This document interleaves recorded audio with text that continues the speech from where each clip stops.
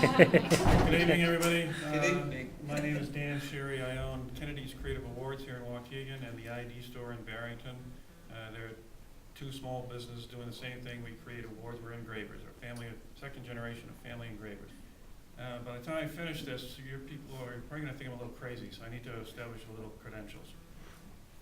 I put myself through school, went to the American University in Paris to get my BA in international business, and then a grad school called INSEAD, an MBA program in France.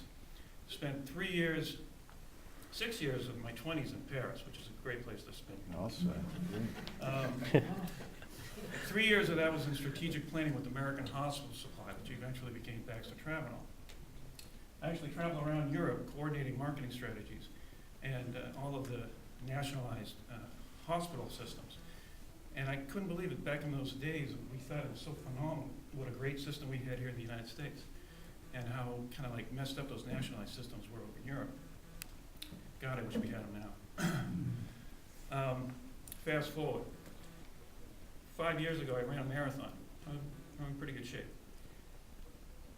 3 years ago, the ID store is actually a big part of our business. Is we engrave ID tags for dogs and cats.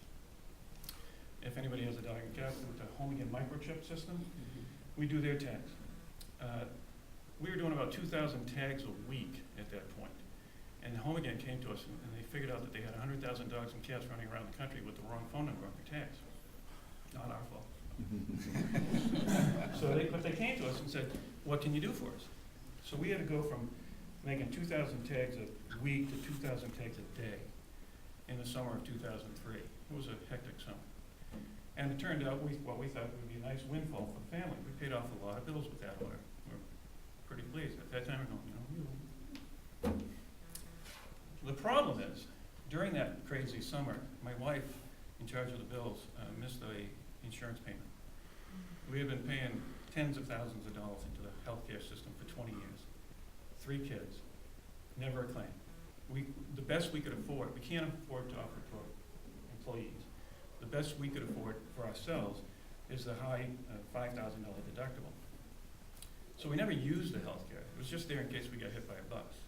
We paid out of pocket for all of the pediatricians and everything else. We paid to go. She missed the payment. Got a notice that we were cut off. I said, what? All right, well, start us up again. Here's the money. No, we can't do that. You have to reapply. So we had to start over, we had to get the exams and everything else. That was infuriating, but that wouldn't have been the real problem. Here's the real problem.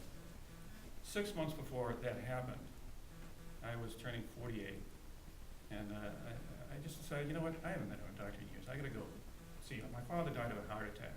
I thought, at 63, I thought I should see where I am at, start planning and working on this, proactive. They found high cholesterol, and they wanted to put me on Lipitor and this and that. And I said I was going to try to do it naturally and became a vegan for about a year. That didn't work. I wouldn't recommend it to anyone. So I eventually agreed to go on Lipitor. In the meantime, we needed health insurance, and they said, you're uninsured, we're not going to take you back. I said, what? So after a lot of negotiation, they took my family back, my wife and my 3 children, but they wouldn't take me back. So I haven't had health insurance for a couple of years now because of that vegan thing. They said my insurance guy said, maybe if you go on Lipitor and it gets it under control and they can see it's under control, after a year, we can start reapplying. So I've been the reluctant suicide bomber for the past couple of years. And I say that because if I go off right now, to stroke or something, I'm not going to take anybody in this room out.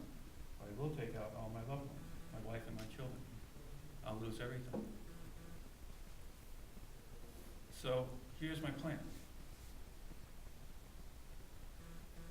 I got my results. I'm going to go in October with the doctor's meeting. I'm going to get my results. I'm going to start applying.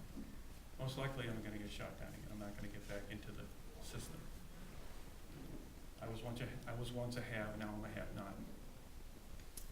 I'm seriously, as serious as the working end of a shotgun, thinking and planning and trying to figure out how I'm going to divorce my wife of 21 years, give her the business, give her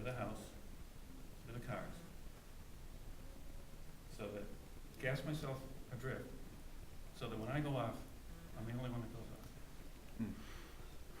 Now, Jamie came in the other day, asked me to sign a form for this thing. He goes, "Do you want me to tell you a story?" I said, "I'll tell you my story. Tell it to anybody who lives." And his response was, with the eyes wide open, "That's dressed." I said, "Yeah. But I don't know what else to do to protect my family." And